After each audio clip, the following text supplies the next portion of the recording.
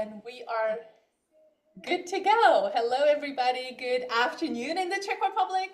My name is Hadi. I'm the Education USA advisor, and I have a special guest today from Match, Marissa. Hello. Hi, everyone. So happy to be here.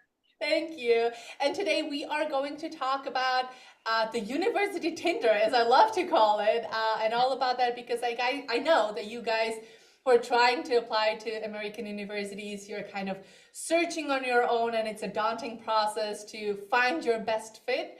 But today you will learn about a different approach to colleges and basically how colleges choose you. And I'm so excited that Marissa agreed to this live stream, and feel free to ask questions in the chat box.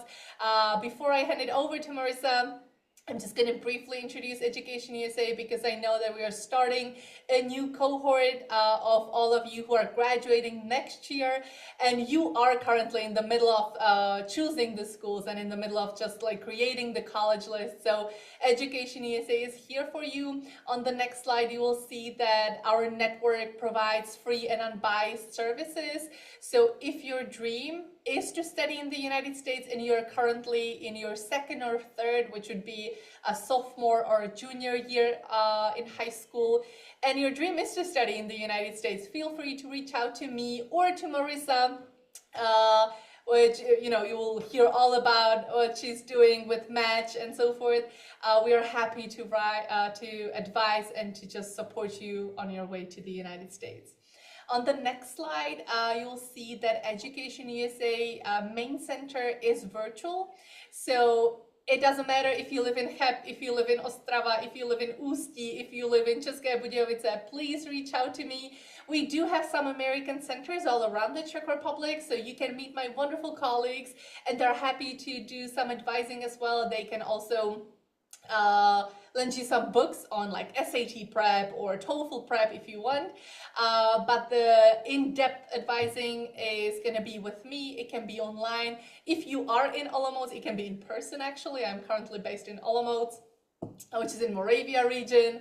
But you can always reach out to me via email or WhatsApp or Instagram, or you just go to our website and there is a direct link to my calendar so you can book an online session. And I'm happy to answer any questions you might have, or your parents.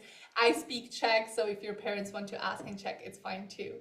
And on the last slide that I have prepared for you guys, it shows that we offer the consultations. I also have a library, so I have some books that you can borrow.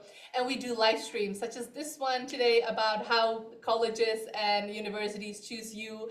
We're also planning an in-person event in Prague where you can meet with others who are planning to apply to the United States, and or those who actually just studied their first year in the States and returned for the holidays. So it's going to be a nice event. So just follow our social media under the handle Education USA Czech, and you won't miss a thing. Yeah. And so let me turn it over to my wonderful colleague Marissa, and she's going to talk about Match. Yes, thank you so much.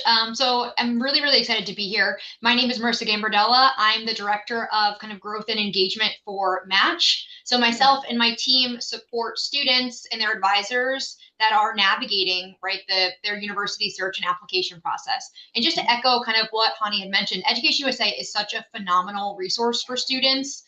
There are so many ways that they're able to support students who are thinking about, applying to universities in the United States, and absolutely take advantage of everything that they have to offer. The process of deciding to study abroad and navigating that sort of application and discovery process can feel very overwhelming. And so using all of the resources that you have available to you is really going to help kind of remove some of those stresses and make it feel more approachable. And that's what I'm going to be talking about today also with our software, so the Match software. So I'm going to walk through a very high level look at kind of what Match is, how does it work, how does it fit in with that kind of application and discovery process, and then we're going to walk through actually signing up for the platform. And we'll walk through kind of what that means and what you're able to access through the platform as well. But we're going to be walking through all that together. It is super approachable. It's designed to be something that is accessible and not at all overwhelming. And it's something that you can do along with me today without really any preparation, because it is designed to be that approachable for you. So let's go ahead and get into some of my slides here. Okay. So just as I was saying, right, the process of applying to a university, it's very overwhelming. You're making big decisions. You're trying to decide, what does my future look like? What kind of, education pathway should I follow to get to my desired career? What's affordable for me and my family? What are, you're making all these big decisions along with your family, and also at a time in your education when your classes are more demanding, you're preparing for exams, you have a lot on your plate.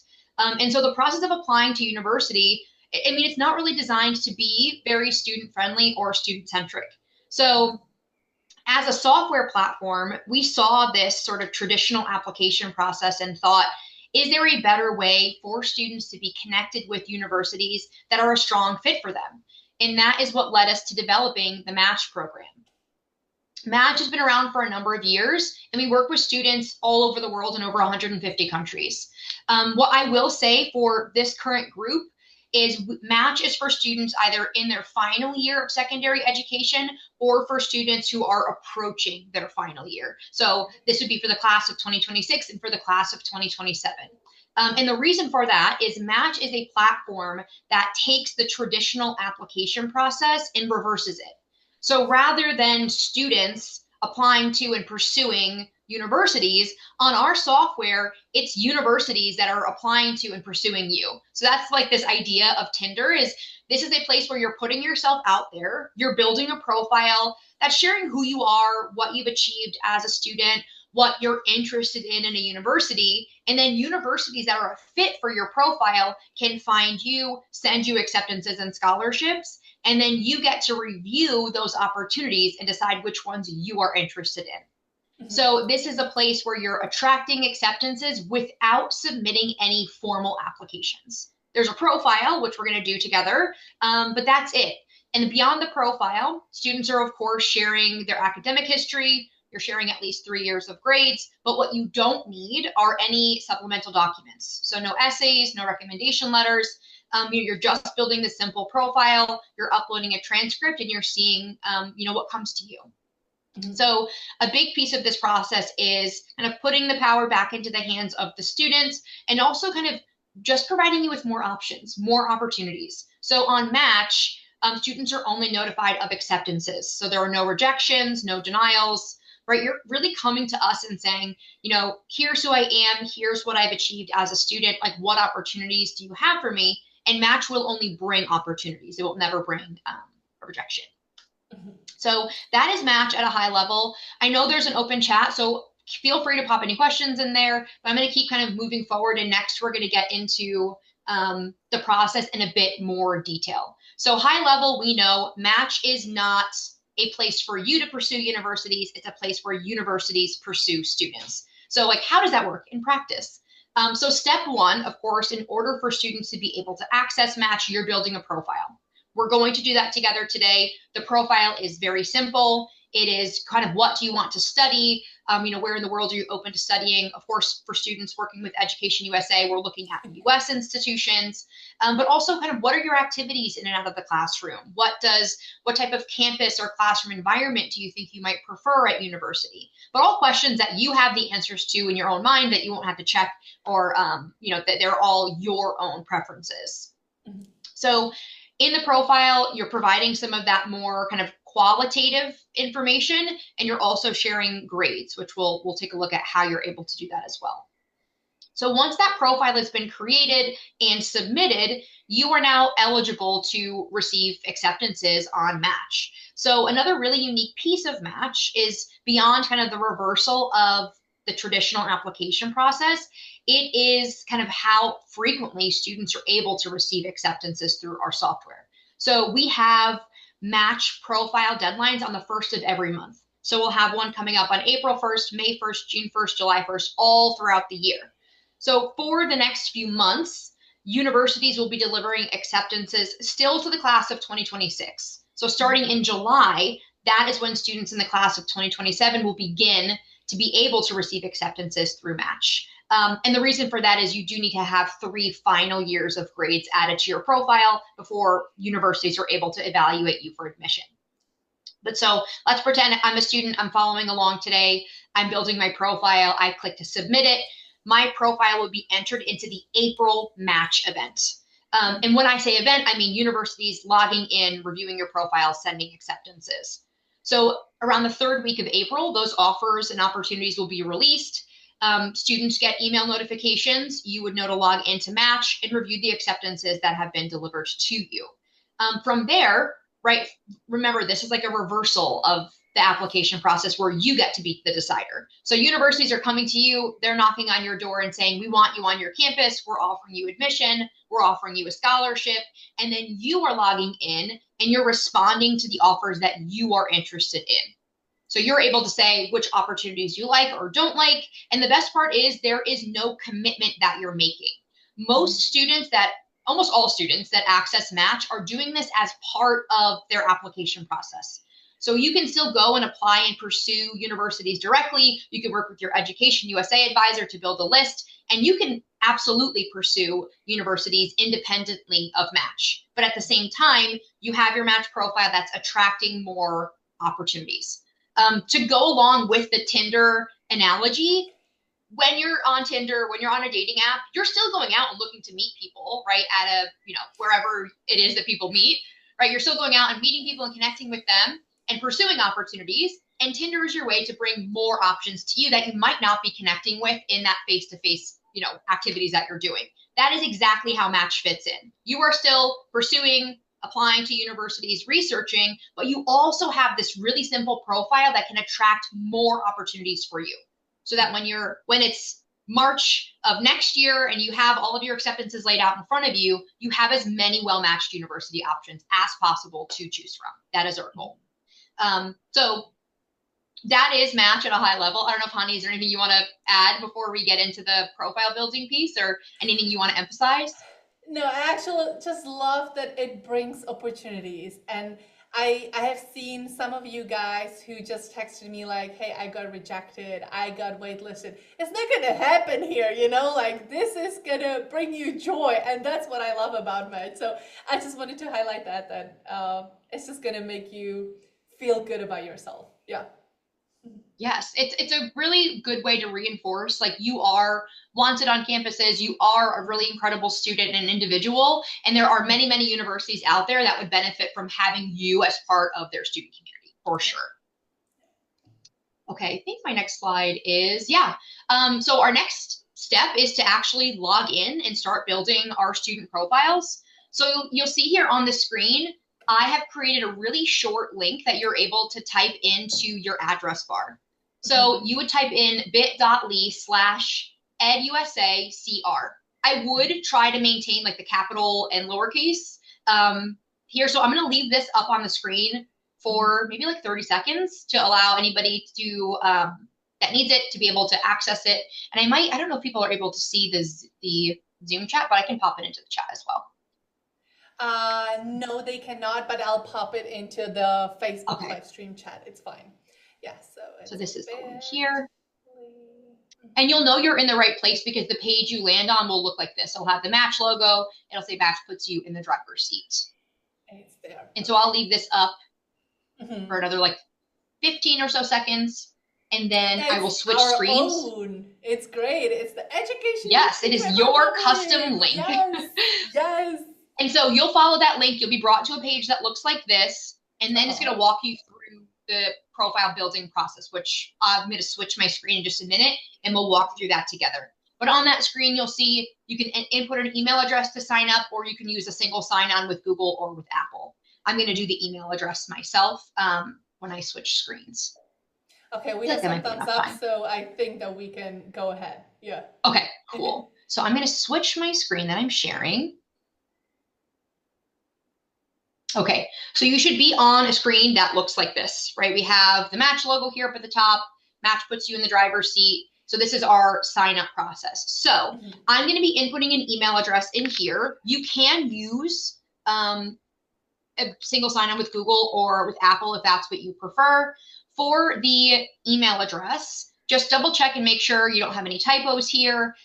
You are going to be emailed a link. So we verify your email address. You get an email link to set your password and log in. So we're typing in our email. I'm going to click sign up with password.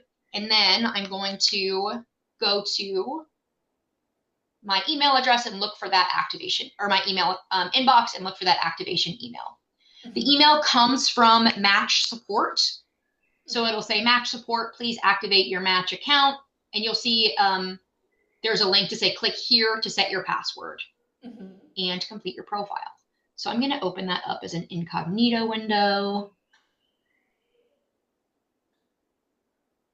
So again, you're going to get an email to set your password. The email comes from Match Support. Within that email, you'll see there's a hyperlink that says click here to access or to set your password. And then you'll be brought to a page. Let me just switch from here. Come on. I don't know why it looks so big. Okay, here we go. Yeah. So you'll be brought to a page that looks like this, and you're just going to set a password. Good password hygiene. Make sure we're using capitals, lower cases, numbers, characters, and the platform will tell you if either your passwords don't match or if you don't meet the minimum requirement. I think it needs at least 10 characters. You have to do uppercase, lowercase, and a number, I believe. Okay, and then from here, you just click to create your account. Oh, no. Okay. I think I might have used that email address already. Yeah. So here's what I'll do. You all keep working. I'm going to do that again. What's the day? I know, I think it went through this process to test the link the first time, and that's probably why. I already used that. Okay, so I'm going to go through the same thing again. Look for my activation email. Click the link in the email to set my password.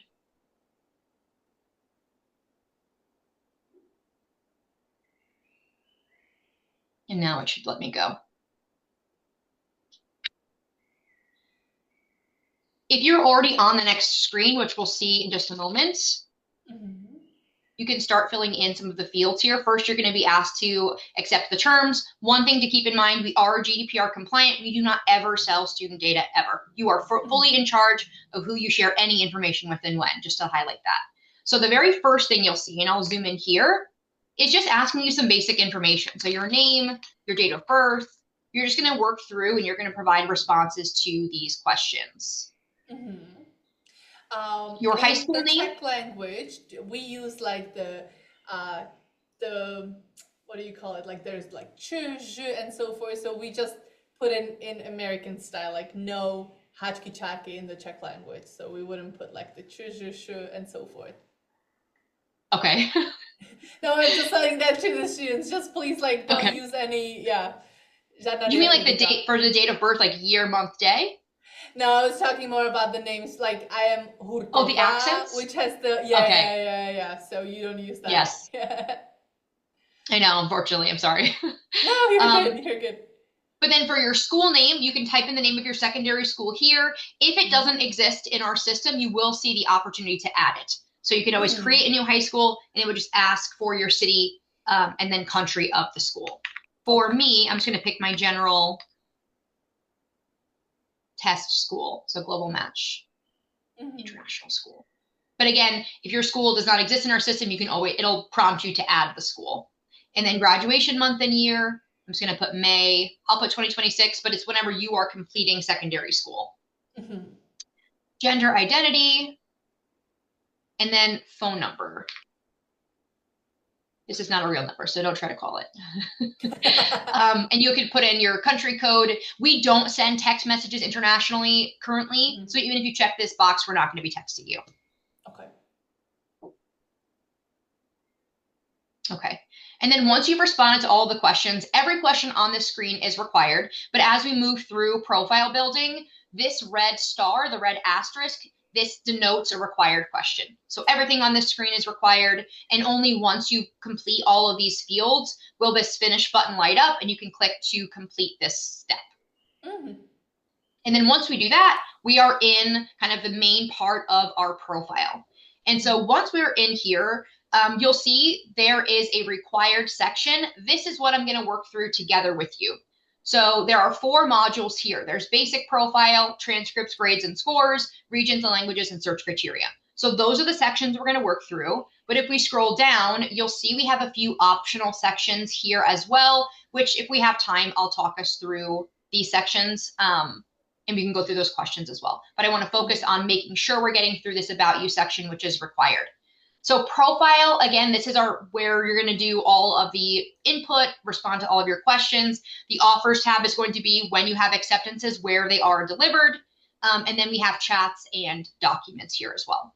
Mhm. So chats will be conversations with universities if and when you receive acceptances to the platform. And then documents is an extra place you're able to add documents, but it's not a required step. So this is just a kind of an extra place here. Mhm.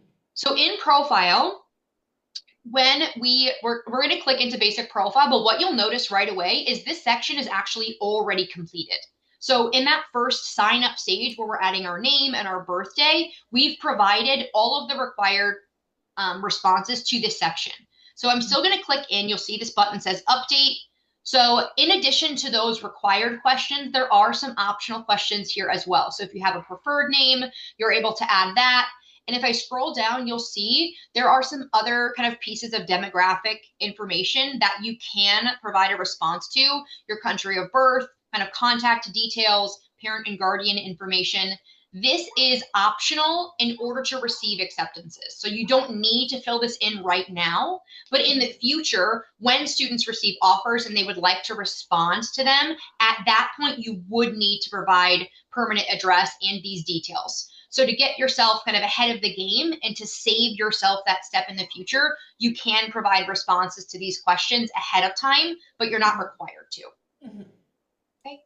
But also, if you ever need to make any edits or adjustments to the information you've provided, if you put the wrong grad year, for example, you can always come back and make edits and adjustments to your profile. I'm going to click Save to back us back out. The next section we're going to work through together is transcripts, grades, and scores. This is where you're going to be providing your grade information. I'm going to click Start here.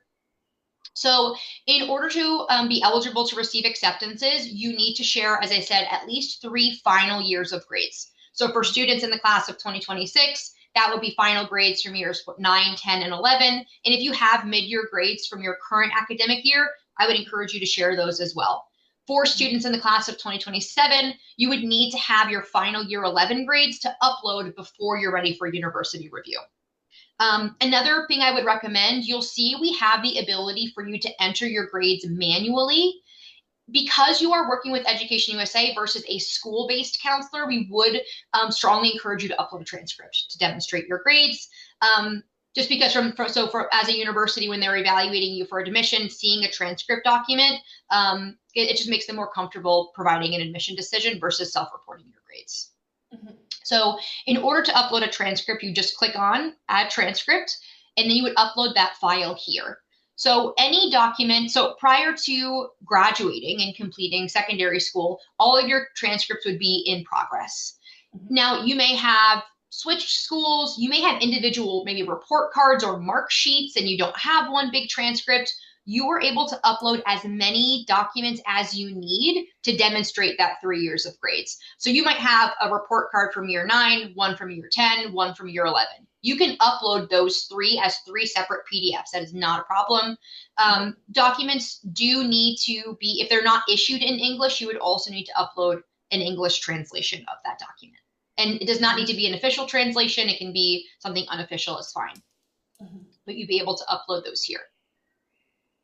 So as a student, I might show you an example. So I mentioned earlier that Match does a really, really great job of protecting student data, and student data privacy is something that is really, really important to us as a software platform, but also should be important to you as well. So one piece of this process, so we're building our profile, we're uploading our documents. Before our profile gets in front of a university, it is anonymized. So the profile, universities will not see your email address. They will not see your name. They don't see any contact details. And the same goes for any files that are uploaded. So I'm going to try to find my I don't have a transcript in here, like a phony, a fake one. I want to show you what this, where is it? I don't have a, there we go. What did I name it? So when you go to upload a transcript and you click to save it, the platform walks you through a redaction process. So you're going to see a sample of a redacted transcript. Mm-hmm. So you're able to see that, okay, the name has been redacted, the address has been redacted.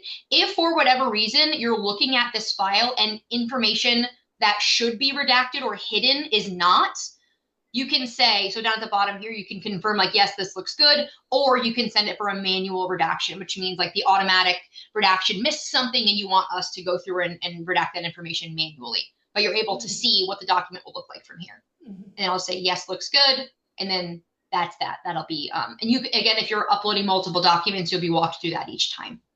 Mm-hmm. The other piece of this, if I click continue, we do have space for students to enter SAT, ACT, English language exams. These you can see are optional. So you don't need these exams in order to receive acceptances. But if you have them and you would like them to be part of your profile, you can. And I like to use these exam scores as a way to emphasize that match is not an application. So normally when you're applying to a university, you're going to their website, you're looking through their requirements, like what do I need to provide this university for them to admit me? But on Match, you're not applying to any one specific university, right? You're building a profile that's sharing who you are, what you've achieved as a student, and you're able to receive acceptances based on that. So we're not worrying about what we don't have. We are sharing what we do have, and you're able to be evaluated based on that.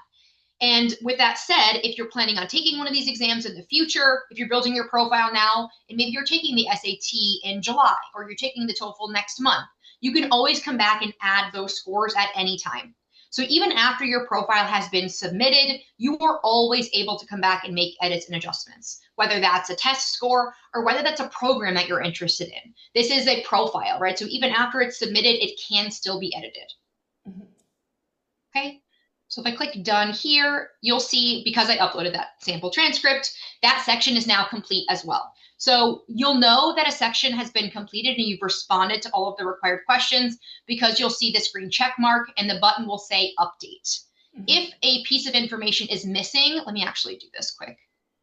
So like if, for example, I missed a required question, you'll see this yellow button, it'll say finish. So it'll kind of flag to you and say, hey, you're not done here. There's still a field that you need to complete.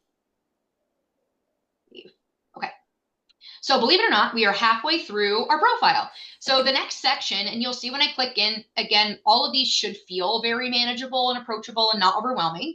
So regions and languages, if we click start, we have 4 questions in here. So not a whole lot, but here's where we're asking more about kind of how open you are, or what parts of the world you're open to studying in. Now, because you're working with EducationUSA, the universities who will be evaluating you will be U.S. institutions, but we also have U.S. institutions in regional campuses abroad as well. So we had a conversation, I think, yesterday with some EduSA advisors in other parts of the world, and they mentioned that EduSA you can advise for like Northwestern University in Qatar, for example, is a university that we work with. It's a U.S. institution, but another part of the world. And I believe you all are eligible to advise students on those locations. Yes. Yes. So you can say the countries and regions that you're considering or you're open to studying in. So, and that will include, so if you say like Europe, for example, or the Middle East, if we have American universities in those parts of the world, that would be included in the types of institutions you're able to be evaluated by. Mm-hmm. So countries or regions, you'll see here immediately when you click in, you can say you're open to studying anywhere, and you can pick particular regions, or you can pick or type in individual countries here. Mm-hmm. So I might say the US, or maybe just specifically the United States, and maybe the UK and Europe, for mm-hmm. example. And so what we do, and there are different questions that achieve the same thing. But so when you respond to a question, you are essentially filtering through which universities are the strongest fit for you. So if you put only the United States, you will only be reviewed by universities in the United States. So those other campuses that I mentioned that are in other parts of the world, they would not be able to evaluate your profile because you're not interested in studying where they are. So we're adding the countries or regions that you're considering. And I typically tell students, the countries that you're considering or you're open to studying in might be different from the countries that you're planning on applying to. Maybe you're only applying to US institutions, but maybe you're open to seeing like what regional campuses are around you, what other opportunities that maybe you hadn't thought of. This Match is a really, really great exploratory tool just to see, what is out there. So just keep that in mind too as you're responding to the questions here. And then countries of citizenship, passport countries, you'd be able to include that in here as well. So if you have dual citizenship, or if you have your citizenship is from outside the Czech Republic, you can include that in here. Let's say from the UK. And you're also able to indicate permanent residence. I believe if you have US citizenship, it might ask you if you have state residency or a residency in a particular city. So if if your family owns like a property or something in the US in a particular state, you can include that, but you'll see it's not required of you. So if you don't know the answer to that, you can leave that one blank. And then of course, languages that you speak here. So all of the universities that we have on are all English medium. So just keeping that in mind. So they would be, even if they're not in the US, like the medium of instruction would be English. And then I'm going to click to save. And it'll bring me back to my main page. And again, you'll notice your little progress bar keeps going up as we're completing these sections. And then we're on to our last one, which is search criteria. So hopefully your mind is like, oh my gosh, I can't believe I'm almost done. This was so easy and maybe even fun to do. Okay, so search criteria. Exactly what you're saying. Like I'm monitoring the chat box, and I'm like, oh, this is really great. And then like all the thumbs up, and it's like, oh, this is very easy. So there are some questions, but we leave them till the end. Yeah. Okay. Yeah, and that's the goal. The goal is to have this feel approachable, and have this to feel again like this is one of the many things that you can do to help find as many university opportunities as possible. So search criteria. We'll scroll down. There are more questions in here, but a lot of them are just checking boxes. And this is really more so like, what does a good fit university look like for you? What academic programs do you want to study? What is the most important to you about where you study? So let's walk through these. So the first two questions are related, and they're around academic areas of interest. So we're first asking, which program are you most interested in studying? So if we click here, you'll see there is a drop-down menu with kind of like broad areas of study. You are able to choose one of the options in this drop-down menu. So this is, again, your primary area of interest right now. Again, if you wake up tomorrow, if you say, today I want to study math and physics, but you know what, I had a dream and I've discovered that actually I want to be an engineer, you can always come back and adjust your response to this question. This is you're not setting anything in stone. You're not committing to any one particular program. You're just responding and saying, like, these are the types of opportunities I'm most interested in right now. And you can change this even if you submit a profile and you get acceptances. You can come back and change this and get more offers based on that new program. So you're always able to adjust your profile information. So again, choose the area of study that most closely relates to what you're interested in, because some of these are broad, right? Engineering is super broad versus chemistry, which is maybe a little bit more specific.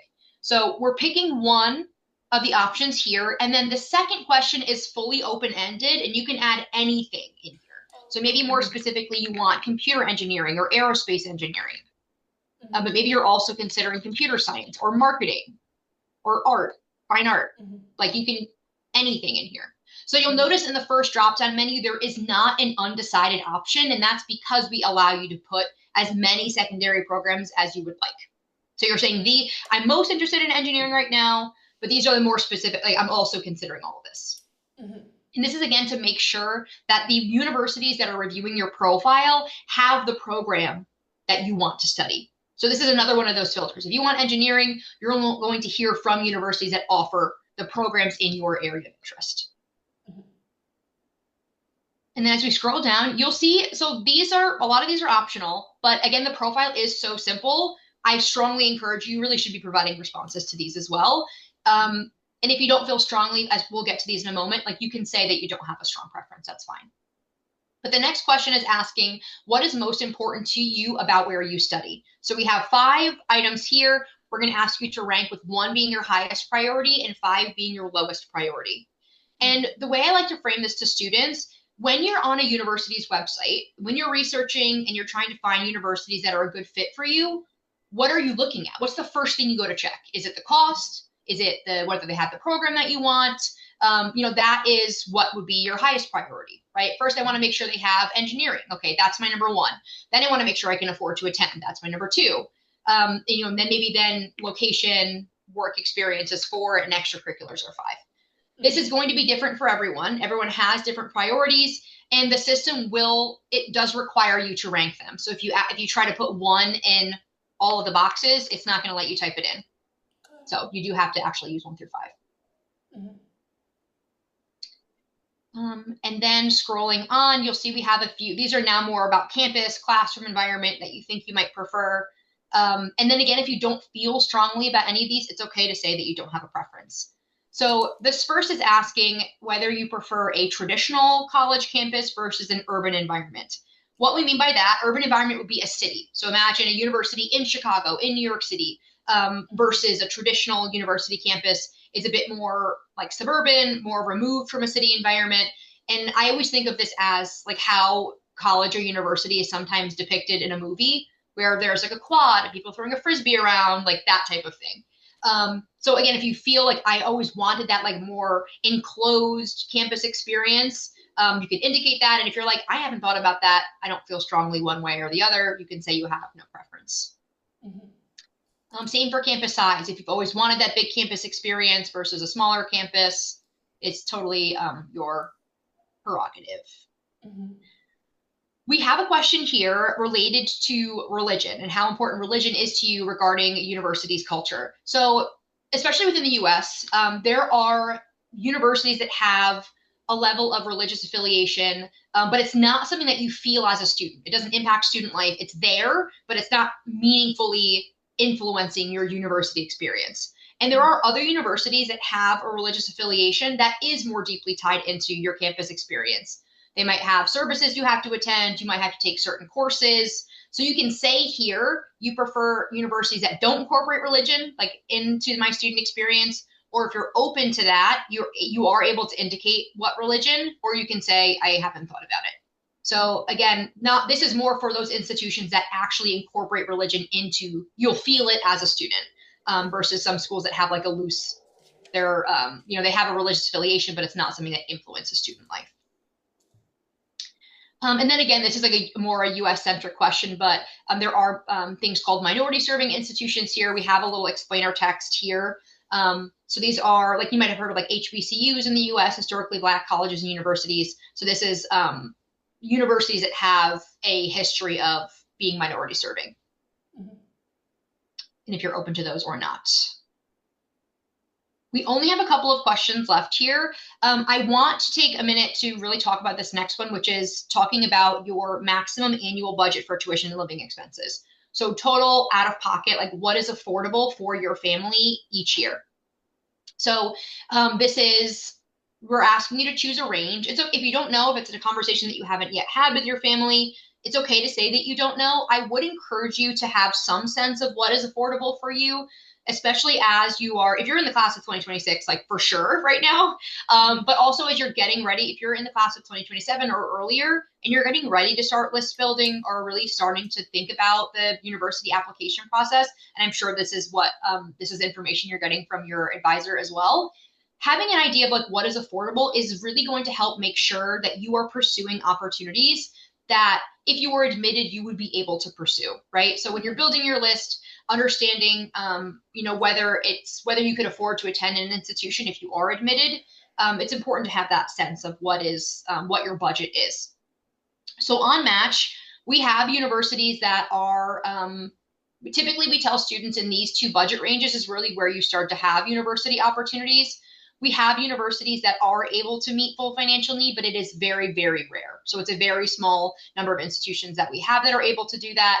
We have some universities in this budget range, in the $5,000 to $20,000 budget range in Europe, and some of those could be U.S. Regional campuses in Europe. But then for universities in the U.S., this is really the budget range where we see opportunities start to be brought. So as you are going through the application process, whether you are in the class of 2026 or if you're getting ready again for those rising final year students, for US institutions, if you are a student that's looking for more significant financial aid, you'll become familiar with things like the CSS profile, and you'll see that that process requires a lot of information from students and families, and you can see the match profile is designed to be simple. So we simply don't collect enough information in order to allow institutions to process students for need-based financial aid.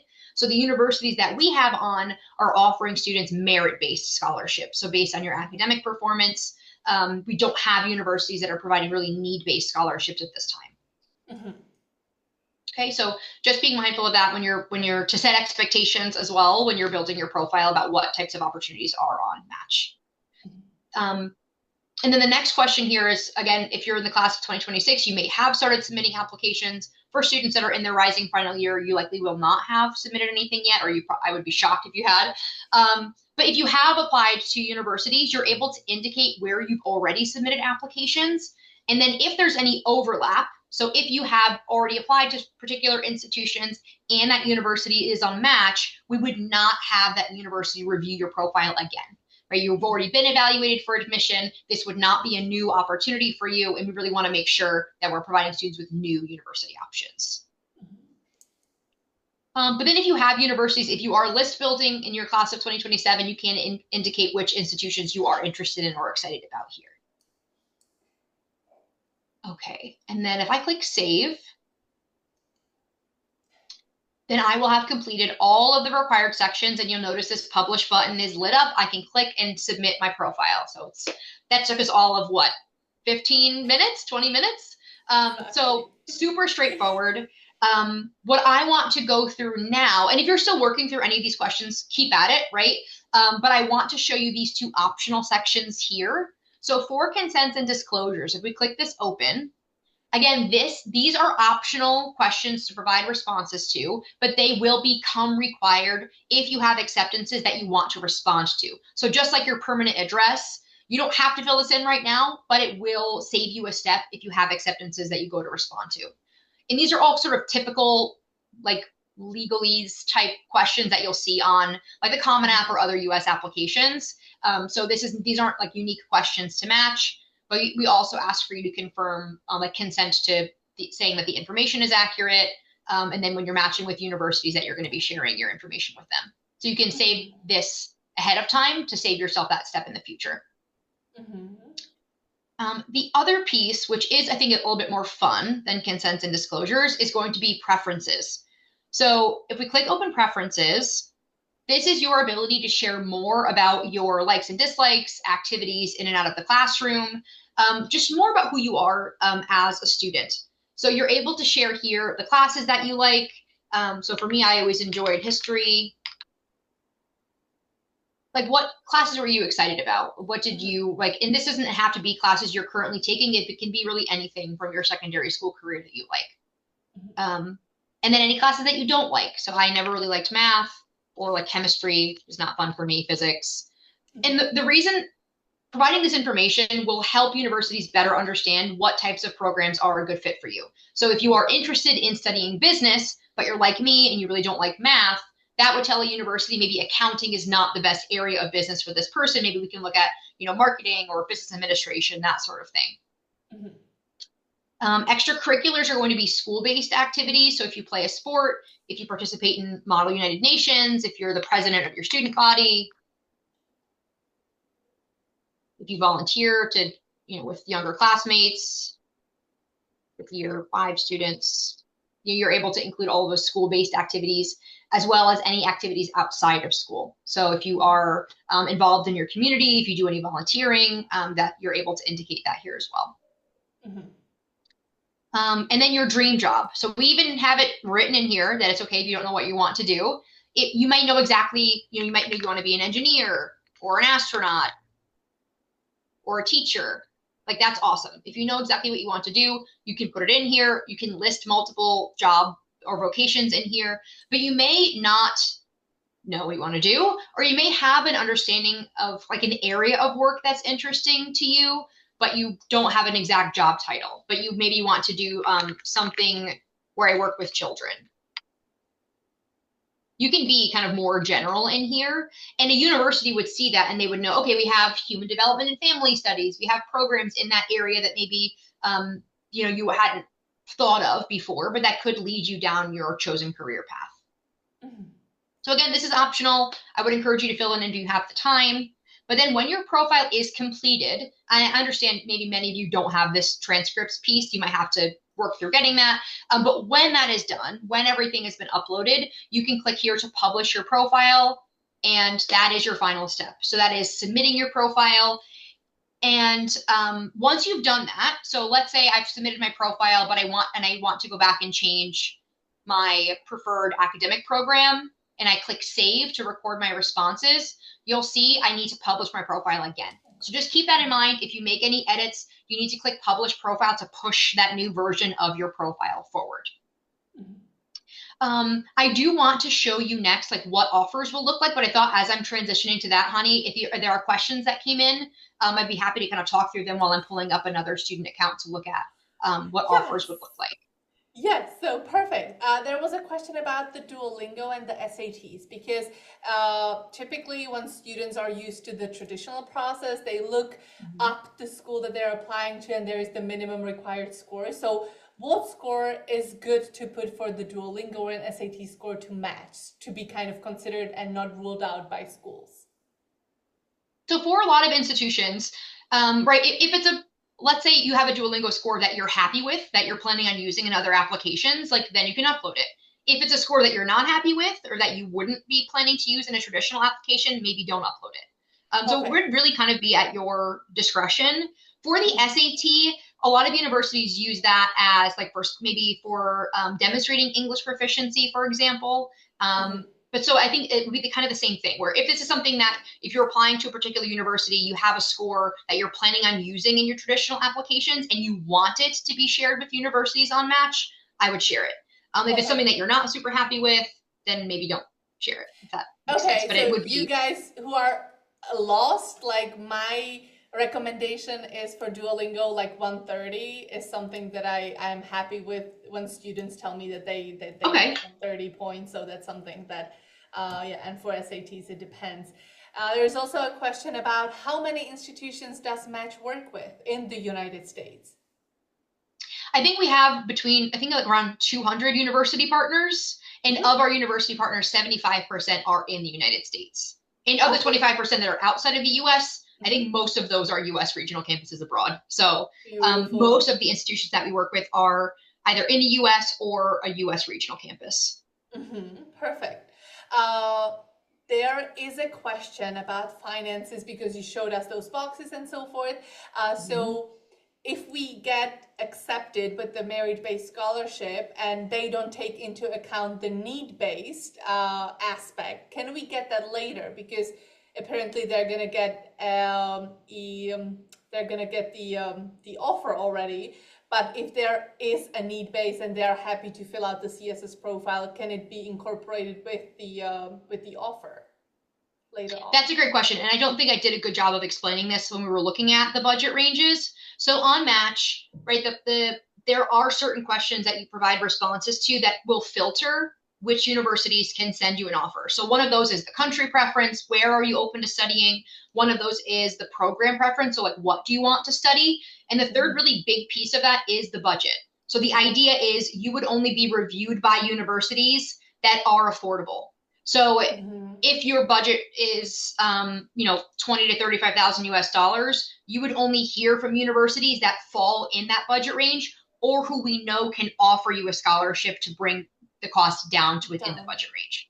So for Match, it is part of the equation for what types of institutions you can hear from, rather than being sort of an after the fact piece. And the reason for that is on Match, you're not asking to be reviewed by any one particular school. You are here to find opportunities that are a good fit for you. And we want finances to be incorporated into that. We don't want you getting excited about getting offers from universities that ultimately are far outside of your budget range. So it is incorporated into the offers that you're getting, if that makes sense. So if you don't, it's on Match as well, like if you don't hear from a university or if you don't get an acceptance, it may not be like it's likely not related to academics. It may just be that we don't have universities that can provide you with the scholarship that you would need to make it an affordable opportunity for you to pursue. Got it. So on that note, there is a question. So if I click the third column, in the budget range, will I also be reviewed by the universities that are in the lower columns, or just Yes. yes? Okay. So it's like that or anything below. Okay, got it. Yeah, perfect. Yes. Not, but you will like, so let's say you picked 20 to 35, you would hear anybody in that bucket or 5 to 20 or 5K or less. You just wouldn't hear from anybody that's above that. Okay, perfect. There is also a question about the first generation college student, if it applies only if parents studied in the US or in general if they studied at a university. It's in general. If your parents have completed a undergraduate degree. Mm-hmm. And there's a question about the extracurricular activities. If there is any space, which it didn't look like a space for description for the extracurricular activity, like how far into detail? Yeah.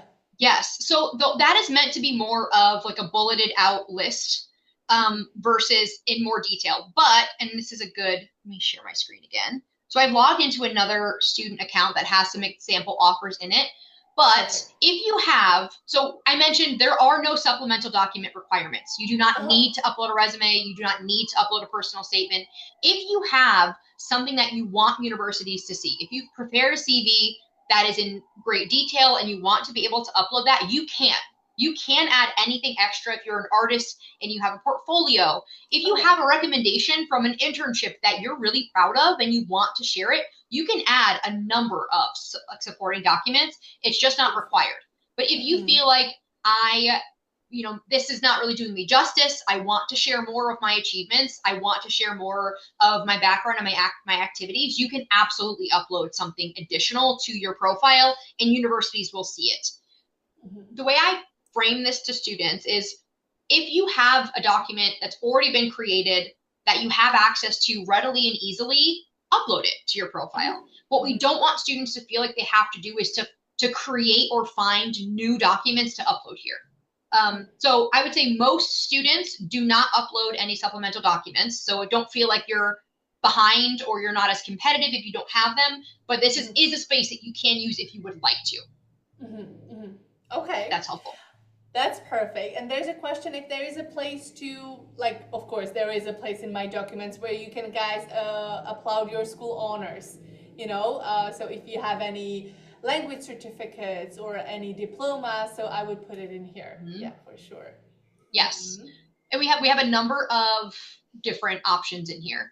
And there is an other option that you can type in, just like if you have a document that you don't feel like we have a type for that is closely aligned with what you're uploading, there is an other option. You can type in whatever the name is. If you won some sort of an award or certificate, you can upload that here. Beautiful. Yeah. There are questions. I love all these questions. Yeah, me too. And there are like 2 more. And guys, if I have not answered or read your question, please remind me. There is a question if you can name any schools in the US that you are proud of working with, because I guess that they can't imagine like what schools are working with you. They know about the number, but if you can name any or if it's a secret. We do tend to, the reason I avoid naming any specific universities is because for a couple of different reasons. I would say we have a very broad range. 25% of the universities are public. I think the other 75 would be private. On Match, there's a couple of different reasons why we don't typically post the full list of universities. One is because we don't share rejections. We only share opportunities. So we don't want students seeing a particular university or being aware of a particular university on Match. And then if they don't hear from them, they still have that sort of passive sense of having been rejected. The second is because we do take things like your budget into account. So if you don't hear from a university, it doesn't mean that you weren't academically admissible, but maybe they can't give you the scholarship that you need. But I will say, like, we have a broad range of institutions. Like, we have some that are more selective. We have all the way down to community colleges. We have art schools. We have schools that have an engineering focus or might be like an IT type institution. So we do have a very broad range. But yes, so we don't typically share like the names for those reasons that I shared. Okay, perfect. What's the question here? If I accept the offer but don't commit, how long is the offer valid for? That was what a great transition into me showing you what the offers look like. There you go. So Yeah. when you have an acceptance, so this is another demo student account. When you have an offer on Match, you get an email notification, and then you would click over to the offers tab. And this is what the offers will look like. So let me try to zoom out so you can get the full picture. You'll see the name of the university. You can click on Learn More, which opens up kind of a general overview. Sometimes universities will have documents that you can download or review as well from here, like a student guide or like a view book, that sort of thing. If we click into View Offer Details, this is where you can see the programs you're being offered admission to, scholarship information, and it's all broken out here. Guaranteed scholarships are automatic. So if you enroll, you will receive the scholarship. We do have some universities that offer what we call like not guaranteed scholarships, and those would require an additional step. It may be you're an artist and there's a portfolio scholarship that requires a faculty review. So we do break that out in the offer. But because you can list multiple programs you're interested in, universities can offer you admission to multiple programs. So they're saying, based on your profile, based on our requirements, these are the programs we're offering you admission to that feel like the strongest fit for you. Okay, but to speak specifically to like how long is the offer valid for? So with each offer, you'll see there is an expiration date. This date is typically 30 to 60 days after the offer of admission is made, and it is not a commitment deadline. So this is not the last day you have to commit to the university. This is just the last day you have to respond to the offer. So remember when we uploaded our transcripts and we talked about how your profile is anonymized before universities review it? So universities, even after they've sent you an acceptance, they still cannot access your name. They don't know your birthday. They don't know your email address. They don't have any of your contact information, which means that even though you have this offer on Match, they can't send you acceptance materials. They can't create your admitted student record. In order for them to do that, you have to respond to your offer. And so this date is your response deadline. So it's the last day that you can log in and say, if you're interested, which is this green check mark, or if you're not interested, which is this red X. So clicking interested on an offer, it's not a commitment to the university. You can get multiple offers of admission and you can be interested in all of them. We don't limit interest. Interest is not a commitment, but this is the step that releases your information to the university. This is you saying like, okay, this is the two-way match now. If we think about like the Tinder analogy, the university is interested in you. You're deciding, okay, I'm interested in this school. And just like on a dating app, when you match with someone, you're not saying, let's get married. You're saying, let's get to know each other better. So that's all that's happening here. You're saying, okay, I'm interested in this option from Pawnee University. When you click that green check mark, now your information is being shared with that institution directly. So you do not need to then go and apply. We're transferring your data. Your admitted student record is being created. And now you're receiving your acceptance materials. So at that point, you are simply an admitted student to that university, and you are on the same timeline to deposit and enroll as any other admitted student. So if the university's deposit deadline is May 1st, you have until May 1st to decide if that's where you want to go. The expiration date on the platform is just to make sure you're responding to your offers, really. Because if you want to secure these opportunities and have them as potential enrollment options, you have to respond. Otherwise, your information is never shared with the university. And then also down here, you'll see we do have the ability to chat with the university rep. This is not a chat bot. This is a person on the other end, so you have to allow time for them to respond. And we also have virtual tours. So if a university has a virtual tour, it will be built right into your offer here. But yes, hopefully that answers that question. So there's an expiration date to respond, not commit. It does. And guys, I just wanted to say, like, I know that Marissa isn't going to share the list, but here is an example. And there was an example. So if you look carefully, you get a little bit of a sneak peek. Yes. And we do have like some SUNYs on here, like just to name drop a few. But we have universities whose names you will recognize. We just don't, it's a very broad range. And the idea is this is an exploratory tool. But yes. Yeah. So I know we only have a minute left, so I'll stop sharing, but are there any other questions that have come in that I can help with? Yeah, actually, there is one major one that came in multiple times, and that's, how much does this cost? Oh my gosh. Did I not? So this is free. There is no cost to the program. I'm Yeah. sorry. I should have said that at the beginning.